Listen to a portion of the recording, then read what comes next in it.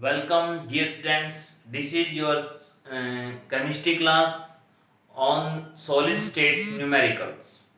तो आज हम देखेंगे कि सॉलिड स्टेट के अंदर कौन सी टाइप के न्यूमेरिकल्स जनरली पूछे जाते हैं।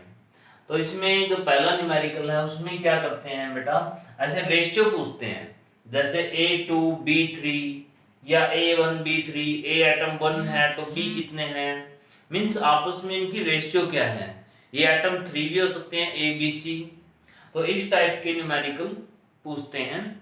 तो इसमें जो बात होती है, सबसे पहले बात होती है कि कॉर्नर, फेस और centre of the unit cell, ये सब हमें पता होने चाहिए।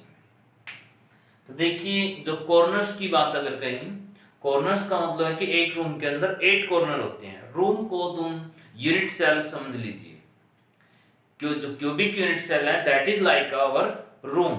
तो रूम को जो है यूनिट सेल समझिए। जो उसके कॉर्नर्स हैं वहां पे जो एटम्स प्रेजेंट होते हैं, एटम स्फीयर होता है, गोल होता है एटम, और एटम का वहां से 1/8 कंट्रीब्यूशन आता है। तो 8 कॉर्नर्स पे 8 एटम रखे हैं, तो एक यूनिट सेल के हिस्से में कितने एटम आए, 1 एटम आया। फेस पर जो है वो 1/2 कंट्रीब्यूशन होता है। फेस समझ लीजिए दीवारों को, रूफ को और फ्लोर को। यहां से आधा एटम इस रूम में होता है, आधा एटम दूसरे रूम में होगा, तो मींस आधा कंट्रीब्यूशन मिलता है फेस से। टोटल फेस है 6, तो टोटल एटम का जो कंट्रीब्यूशन आएगा वो आएगा बेटा 3। Centre of the unit cell, unit cell के बिल्कुल सेंटर से, वहां से आएगा 1। जो भी एटम बीच में रखा है वो तो पूरा का पूरा उसी यूनिट सेल में प्रेजेंट है। जो एज होते हैं, एज की जो 4 लाइनें ऊपर हैं, 4 लाइनें नीचे हैं और 4 लाइनें ये साइडों में है एज की, तो पूरे 12 एजेस हैं। और एक एज से जो इस रूम में जितना हिस्सा आएगा एक एज से एक एटम का, वो आता है 1/4, और 12 जगह से 1/4 आएगा तो ये बन जाएगा 3। तो एच से हमें 3 कंट्रीब्यूशन मिलता है। इसके न्यूमेरिकल समझने के लिए पहले हमें कॉन्सेप्ट क्लियर भी होना चाहिए। तो एच से जो है 3 आते हैं, टोटल एज से 12 के 12 एज से, क्योंकि 1 एज से 1/4 आता है। वो ये भी कह सकते हैं कि 6 एजेस पर एटम प्रेजेंट है, तो इसका मतलब वो 1.5 एटम की बात भी करेंगे। कॉर्नर्स 1 से 1/8 आता है, 8 है तो 1/1 आ जाएगा। और अगर ये कहें कि 4 कॉर्नर्स पर एटम प्रेजेंट है, तो टोटल एटम कितने होंगे, 4 कॉर्नर मल्टीप्लाई 1/8 यानी हाफ आ जाएगा। तो इससे पहले हमें ये चीजें पता होनी चाहिए कि ये क्या है। अब सिंपल यूनिट सेल का भी सबको पता हो। सिंपल यूनिट सेल क्या होती हैं, जिसमें atoms are present only at the corners, corners पे प्रेजेंट है, उसको सिंपल बोलते हैं। और फिर पता होना चाहिए एफसीसी क्या होती है, फेस सेंटर्ड यूनिट सेल। इसमें क्या होता है, जब एटम कॉर्नर पे भी होते हैं और साथ में फेस पर भी होते हैं, तो उसको बोलते हैं फेस सेंटर्ड यूनिट सेल। और फिर एक होती है BCC, BCC body centred unit cell. जब एटम जो है corner plus centre of the body होते हैं। तो प्यारे बच्चों, अगर सिंपल में देखें तो ओनली 1 एटम प्रेजेंट होता है टोटल, क्योंकि 1/8 कंट्रीब्यूशन आता है। एफसीसी में कॉर्नर से आ गया 1, फेस से आ गए 3, तो टोटल एफसीसी में कितने हो गए बेटा, 4 हो गए।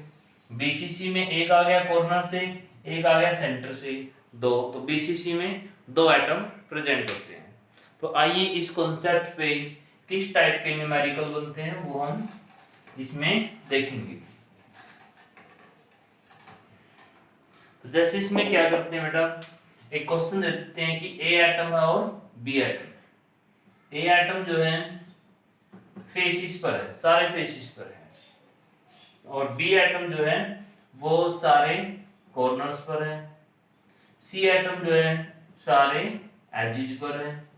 तो what is the ratio of the A B C. तो यहां पे देखेंगे हम A B and C. A atom सारे फेसिस पर है, 1 फेस से कंट्रीब्यूशन आता है 1/2 का, तो सारे फेसिस से कितने आएगा कंट्रीब्यूशन, 3, क्योंकि टोटल फेस 6 है। कॉर्नर से कंट्रीब्यूशन आता है 1/8 का, तो बी जो है कितने सारे कॉर्नर्स पे प्रेजेंट है, तो 1 यहाँ से आया। एजिज पर, ऑल एजिज पर प्रेजेंट है, तो एजिज से जो है 1/4 आता है, और 12 एजिज होते हैं, तो हमने किया था कि ये 3 आ गया।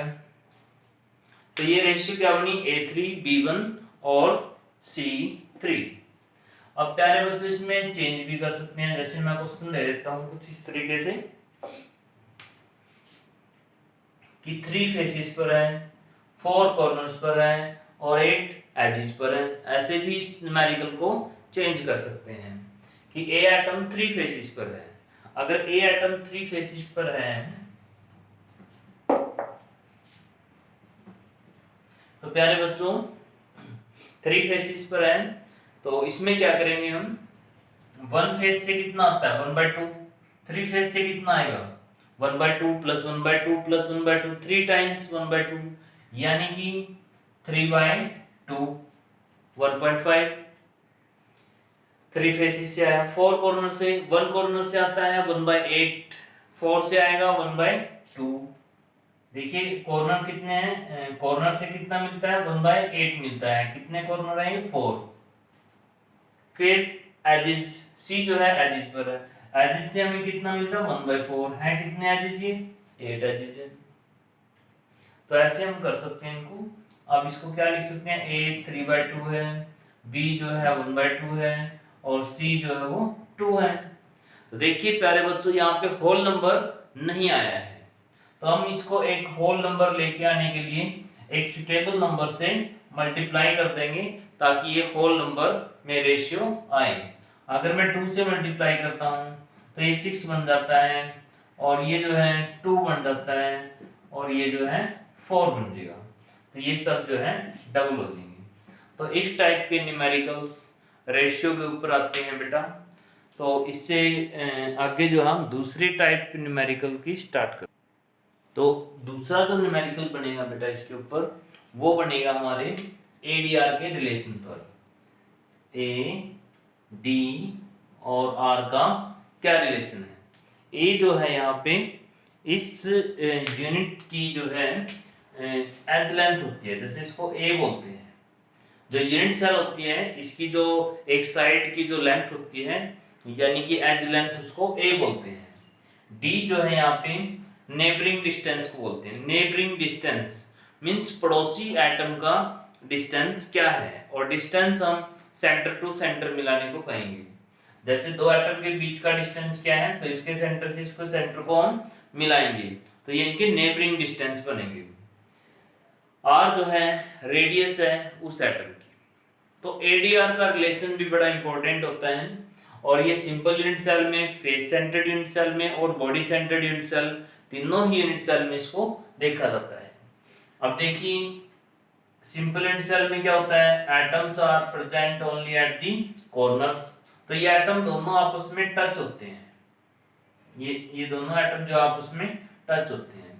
तो इसमें A की वैल्यू क्या है, ये A है, ये लाइन A है।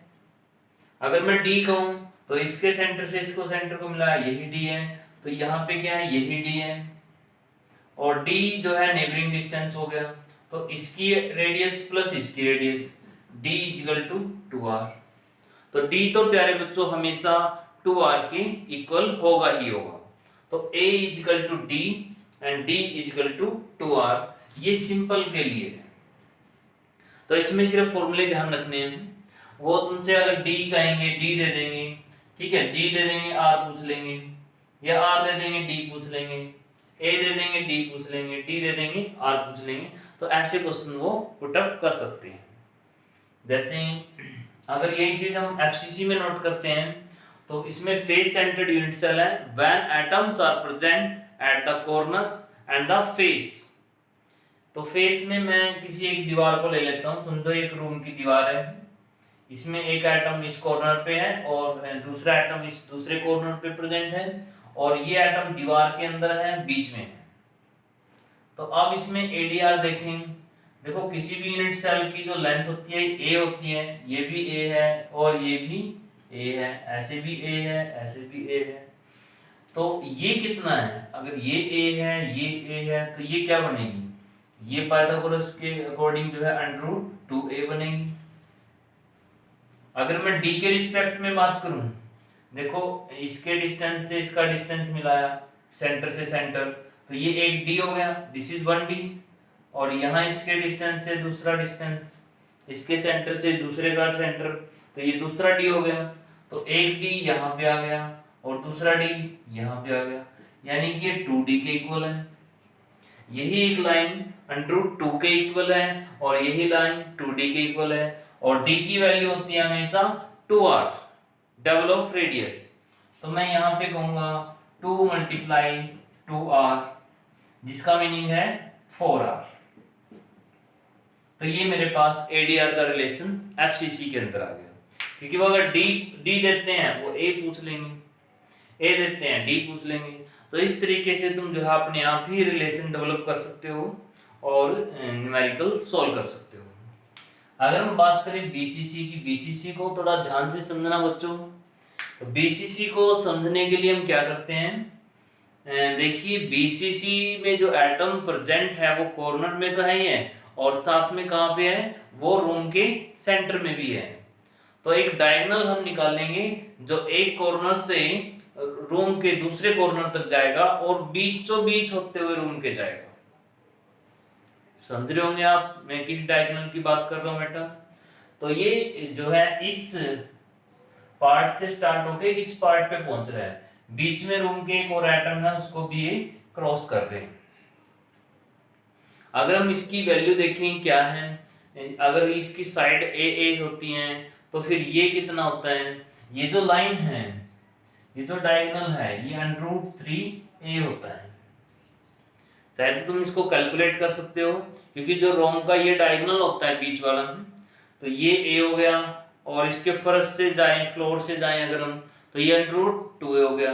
तो एक लाइन होगी √2a, एक होगी a, तो थर्ड लाइन क्या बनेगी उसकी, √3a बनेगी। ये पाइथागोरस से ये भी कर सकते हो।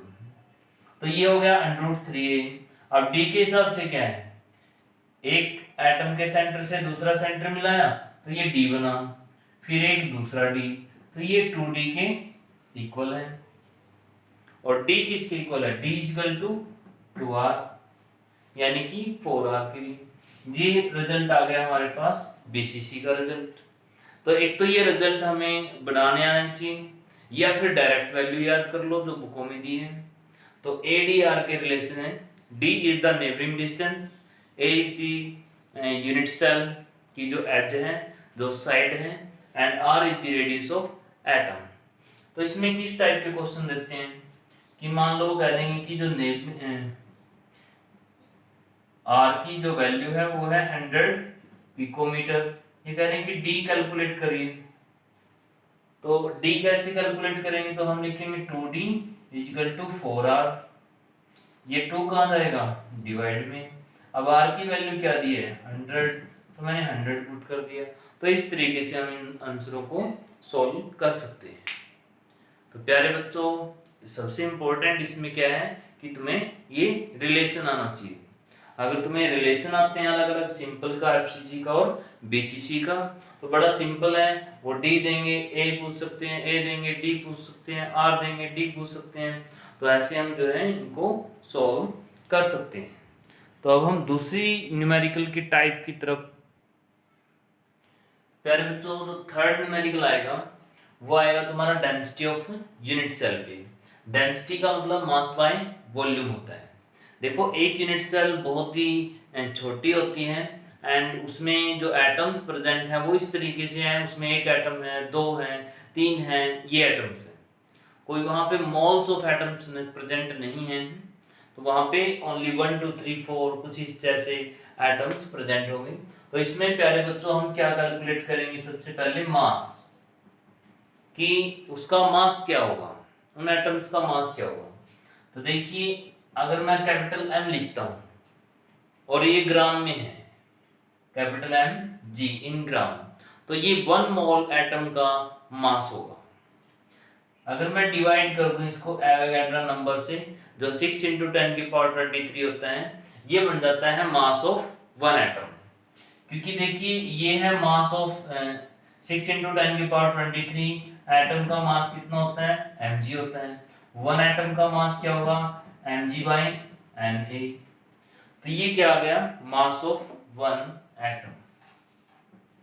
अब यूनिट सेल में ये भी हो सकता है कि 1 है एटम, 2 है, 3 है। जैसे सिंपल में 1 एटम होता है, बीसीसी में 2 होते हैं, एफसीसी में 3 होते हैं। सॉरी बेटा, एफसीसी में 4 होते हैं क्योंकि 3 फेसिस पर हो गए, 1 कॉर्नर्स पे हो गया। सिंपल में 1 होता है, बीसीसी में 2 होते हैं और एफसीसी में टोटल जो है 4 एटम्स प्रेजेंट होते हैं। तो कितने एटम है उस पर्टिकुलर में, उसके लिए क्या होगी, जेड की वैल्यू होगी। अगर सिंपल है तो जेड की वैल्यू 1 हो जाएगी, बीसीसी है तो 1 की जेड की वैल्यू 2 हो जाएगी, और एफसीसी है तो जेड की वैल्यू 4 हो जाएगी। तो ये हमारे पास आ गया mass of atoms that are present in a unit cell. तो दूसरी बात आती है वॉल्यूम की, कि वॉल्यूम ऑफ यूनिट सेल क्या है, जिसकी हमें पता है कि एज लेंथ a है, तो a मल्टीप्लाई a क्या हो गया, वॉल्यूम। तो जब हम मास को वॉल्यूम से डिवाइड करेंगे तो we will get the density. जब हम इनको डिवाइड कर देंगे तो हमें क्या मिलेगा, एक डेंसिटी का फॉर्मूला मिलेगा, capital M multiply Z Avogadro number multiply में A3। तो this is the formula of the density. Generally क्या होता है बेटा, जो A की वैल्यू है वो पिकोमीटर में दी होती है और हमें जो है उसको सेंटीमीटर में, इसका मोस्टली जो आंसर निकालते हैं हम वो ग्राम पर क्यूबिक सेंटीमीटर निकालते हैं। तो पिकोमीटर को सेंटीमीटर में जब बदलते हैं तो 10 की पावर -10 से हम मल्टीप्लाई करते हैं, तो ये 3 टाइम्स है, तो 3 टाइम्स हम 10 की पावर -10 को मल्टीप्लाई करेंगे। तो अगर A की वैल्यू अब पिकोमीटर में दी है तो उसको सेंटीमीटर में कन्वर्ट करने की नीड नहीं है, क्योंकि ऑलरेडी हम 10 की पावर -30 लिख चुके हैं। तो इसका जो आंसर आएगा वो क्या आएगा, ग्राम पर क्यूबिक सेंटीमीटर। तो ग्राम पर क्यूबिक सेंटीमीटर इसका आंसर बनेगा। तो इस पे न्यूमेरिकल पूछ सकते हैं बेटा, देखो डायरेक्ट आपसे डेंसिटी पूछ सकते हैं, उसका मॉलिक्यूलर मास दे सकते हैं, उसमें ये बता सकते हैं कि बीसीसी है तो इसका मतलब तुम्हें जेड की वैल्यू दे दी है, जेड बीसीसी में 2 होता है, एफसीसी में 4 होता है। तो एवोगाड्रो नंबर होता ही हमारे पास 6 × 10 की पावर 23। ए की वैल्यू जो उसकी देंगे यूनिट सेल की क्या लेंथ है साइड की, वो वैल्यू यहाँ पे हम पुट करेंगे। तो ये सब वैल्यू हम रख के जो है डेंसिटी निकाल सकते हैं। तो प्यारे बच्चों इसमें देखिए कई बार क्वेश्चन ऐसे भी आते हैं, एम की वैल्यू पूछ लेते हैं, कैपिटल एम मॉलिक्यूलर मास की वैल्यू वो पूछ लेते हैं। कई बार वो एवोगाड्रो नंबर की वैल्यू भी पूछ लेते हैं जो कि ऑलरेडी फिक्स है, हम जानते भी हैं मास की वैल्यू ये है, एवोगाड्रो नंबर की वैल्यू ये है। लेकिन कोई बात नहीं, अगर वो पूछते हैं तो हमें अपनी तरफ से कैलकुलेट करनी है कि इस डाटा से मेरे मॉलिक्यूलर मास की वैल्यू ये आती है। तो वो तो थोड़ा हमारे लिए इजी भी हो जाता है कि हमारा आंसर इसके आसपास आना चाहिए। तो एवोगाड्रो नंबर है जैसे 6 × 10 की पावर 23 के नियर ही तुम्हारा आंसर बनना चाहिए। तो ऐसे क्वेश्चन भी पूछ सकते हैं, तो स्पेस टाइप के क्वेश्चन यहाँ बनेंगे। तो देखो इसमें जो क्वेश्चंस यहाँ पे बन सकते हैं, जैसे मैं यहाँ पे क्वेश्चन की बात करूंगा कि मैं सोडियम एटम की बात कर रहा हूँ, सोडियम एटम और वो एफसीसी पे रखा है, सोडियम एटम को एफसीसी पे रख दिया है, जिसमें जो साइड है यूनिट सेल की वो 100 पिकोमीटर है। तो इस यूनिट सेल की डेंसिटी कैलकुलेट करिए। तो डेंसिटी हम कैसे कैलकुलेट करेंगे, तो जैसे मॉलिक्यूलर मास रखेंगे, सोडियम का मॉलिक्यूलर मास कितना है 23, एफसीसी में कितने एटम है 4, एवोगाड्रो नंबर की वैल्यू क्या होती है 6 × 10 की power 23, a side of unit cell क्या है 100 पिकोमीटर मल्टीप्लाई, और ये 100 कितनी बार लिखना है, ये 3 टाइम लिखना है, तो 10 की पावर 2 हो गया, 10 की पावर 2 3 टाइम्स, तो 10 की पावर 6 में इसको राइट कर दूंगा और 10 की पावर -30। तो इस तरीके से हम वैल्यू पुट करेंगे और आंसर इसमें निकालेंगे। तो इसमें ये भी पूछ सकते हैं कि मान लो कि वो ऐसे कह दें कि मेरे पास जो है सोडियम के 20 एटम्स हैं, या कुछ और बड़ा नंबर भी दे सकते हैं, और ये कह दें कि वो जो है एक एफसीसी यूनिट सेल है या कोई भी यूनिट सेल है, ठीक है, उसके इसके अंदर जो है ना इतनी यूनिट सेल आती हैं, इतने एटम्स में जो है इतनी यूनिट सेल आती हैं, मैं बोल ही देता हूँ कुछ 10 यूनिट सेल आती हैं, इतने एटम्स में 10 यूनिट सेल को कवर करता है। तो वहां से भी हमें समझ आना है कि बीसीसी की बात कर रहे हैं, बॉडी सेंटर्ड यूनिट सेल की बात कर रहे हैं, यानी एक यूनिट सेल में 2 एटम वहां पे प्रेजेंट है। तो प्यारे बच्चों इस तरीके से वो एक तरीके से और क्वेश्चन तुमसे पूछ सकते हैं इसमें, वो ये कह देंगे कि 40 ग्राम सोडियम 40 ग्राम सोडियम हमारे पास प्रेजेंट है। 40 ग्राम सोडियम के अंदर जो है कितने जो है यूनिट सेल बनेगी, कि how many number of unit cells are form in this 40 gram sodium. तो ये तो हमने निकालना था कि जितने भी एटम प्रेजेंट थे तो उसमें कितना प्रेजेंट था ये। अब 40 ग्राम सोडियम, और ये मेंशन कर देते हैं कि एफसीसीआई, ये सारी बातें यहाँ पे मेंशन कर दी हैं। तो ये ध्यान रखना कि 1 यूनिट सेल में जो है ओनली 4 एटम आते हैं, या तो इससे नंबर ऑफ एटम्स निकाल लो कि टोटल एटम कितने हैं मोल कॉन्सेप्ट से, और 4 एटम एक यूनिट सेल में है 1 एटम, तो ऐसे हम कर सकते हैं 4 एटम 1 यूनिट सेल में है, 1 एटम कितनी यूनिट सेल में होगा, और ये जितने भी इसमें एटम्स बनेंगे वो कितनी यूनिट सेल में प्रेजेंट होंगे। तो कहने का मतलब है कि अगर वो मोल कॉन्सेप्ट की कोई बात करते हैं तो वो मोस्टली हमसे जो है मॉलिक्यूलर मास पूछ रहे होते हैं, तो उसमें हमें मॉलिक्यूलर मास को कैलकुलेट करना पड़ेगा पहले ही, तो तब जाके इसको एक 4 टाइप का जो न्यूमेरिकल्स है प्यारे बच्चों, वो तुम्हारा वॉइड्स पे भी बन सकता है, कि जो टेट्राहेड्रल वॉइड्स होती हैं, ऑक्टाहेड्रल वॉइड्स होती हैं, जैसे पैकिंग करते हैं एटम्स बॉल की तरह होते हैं और उन एटम्स को हम रखते हैं, जैसे उन एटम्स को रखेंगे तो जितने मान लो मैंने 100 एटम वहां पे रख दिए हैं, तो मेरी जो टेट्राहेड्रल वॉइड्स बनेंगी वो हमेशा डबल बनेंगी, और जो ऑक्टाहेड्रल वॉइड्स होंगी वो एटम के इक्वल होंगी, यानी अगर 100 एटम है तो मेरी 100 ऑक्टाहेड्रल वॉइड होंगी और 200 मेरी टेट्राहेड्रल वॉइड बनेंगी इस पैकिंग के अंदर। तो इस पेज पे भी कुछ क्वेश्चन वो पूछ सकते हैं, जैसे ए बी, ए जो एटम है वो लैटिस पॉइंट पे है, लैटिस साइड पे, मतलब अपनी जगह पे है। वॉइड खाली जगह को बोलते हैं जो एटम्स रखने के बाद जो खाली जगह बच जाती है। तो ए जो है वो लैटिस साइड पे है, बी जो है वो टेट्राहेड्रल वॉइड में है, और सी जो है वो ऑक्टाहेड्रल वॉइड के अंदर है। तो इनकी रेशियो निकालनी है, तो रेशियो कैसे निकाल लेंगे, ए बी और सी। ए लैटिस साइड पे है तो मान लीजिए कि ए 1 है, टोटल एटम 1 है, तो टेट्राहेड्रल वॉइड कितनी होगी, उसकी डबल होगी। ऑक्टाहेड्रल वॉइड कितनी होगी, जितने एटम्स हैं उतनी ही होगी। देखिए लैटिस साइड पे जो एटम्स हैं वो मान लिया 1 है, जितने ये एटम होंगे उतनी ही ऑक्टाहेड्रल वॉइड होगी, और टेट्राहेड्रल वॉइड उनकी डबल होंगी। तो हमें एक रेशियो मिल जाती है, जैसे ए एटम 1 है, बी 2 है और सी जो है वो 3 है। अब जैसे इसमें चेंज भी हो सकता है, थोड़ा सा मैं क्वेश्चन को बदल देता हूं कि ए एटम तो लैटिस साइड पे है, ठीक है, जो बी एटम है वो है 1/6 ऑफ द टेट्राहेड्रल वॉइड्स, सारी वॉइड्स पे नहीं है, 1/6 ऑफ टेट्राहेड्रल वॉइड पे है, और ये है 1/3 ऑफ दी ऑक्टाहेड्रल वॉइड्स। तो लैटिस साइड पे कितना मैंने लिया, 1 ले लिया। टेट्राहेड्रल वॉइड कितनी होती है, वो डबल होती है,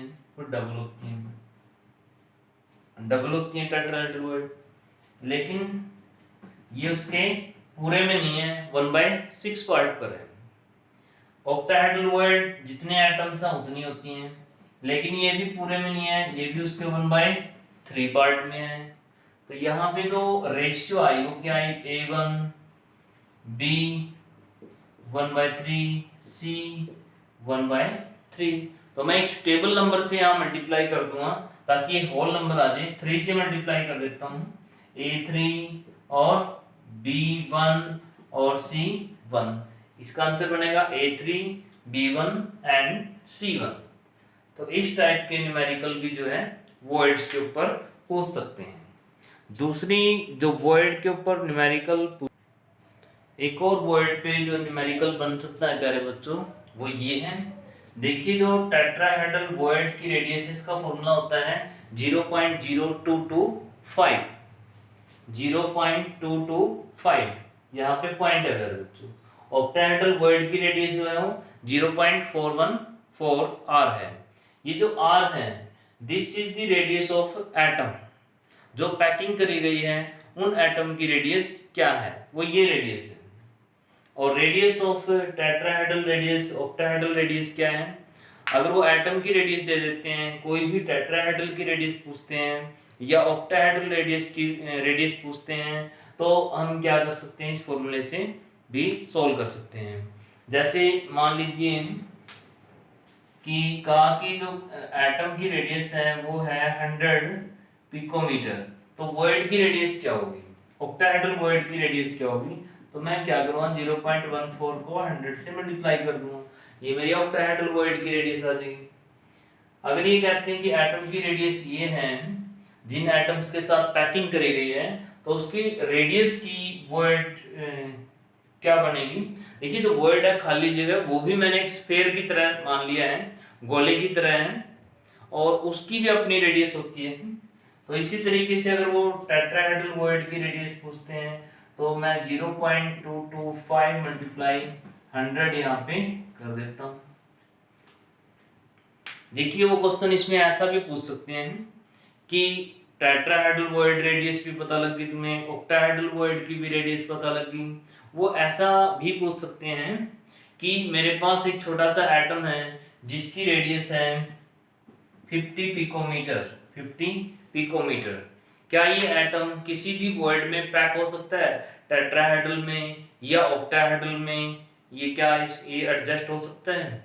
तो अगर हमारे पास दोनों की रेडियस है, टेट्राहेड्रल वॉइड की भी रेडियस है और ऑक्टा की भी रेडियस है, तो इसको चेक करेंगे कि वो वॉइड, वो खाली जगह है, इसकी रेडियस से बड़ी है या छोटी है।